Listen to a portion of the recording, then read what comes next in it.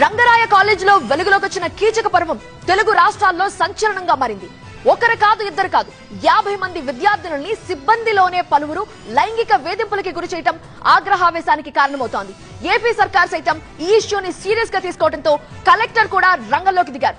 మరోవైపు మహిళా సంఘాలు తగ్గేదేలే అన్నట్లుగా ఆందోళన చేస్తున్నాయి. బయటికి చెప్పావో ల్యాబ్ మార్కులు తగ్గిస్తాం, ఇంట్లో చెబితే ఇంటర్నల్స్ లో ఫెయిల్ చేస్తాం, ఏది చేసినా కామ్ గా ఉండాల్సిందే. ఎస్, ఇవే మాటలతో బెదిరిస్తూ విద్యార్థినులను లైంగిక వేధింపులకు గురి చేశారు Kakinada Rangaraya medical college staff లోని పలువురు దుర్మార్గులు.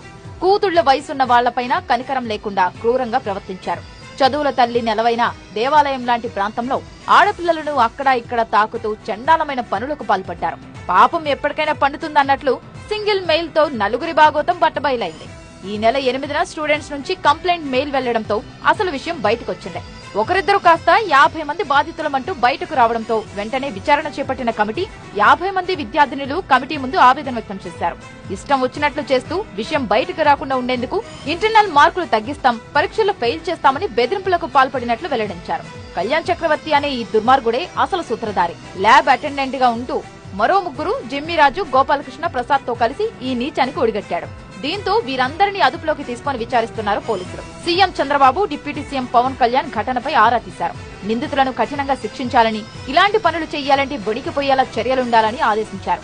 దీంతో రంగంలోకి దిగిన కలెక్టర్ షాన్ మోహన్ కాలేజీ యాజమాన్యం, పోలీసులతోనూ మాట్లాడారు. పూర్తి విచారణ తర్వాత కఠిన చర్యలుంటాయన్నారు.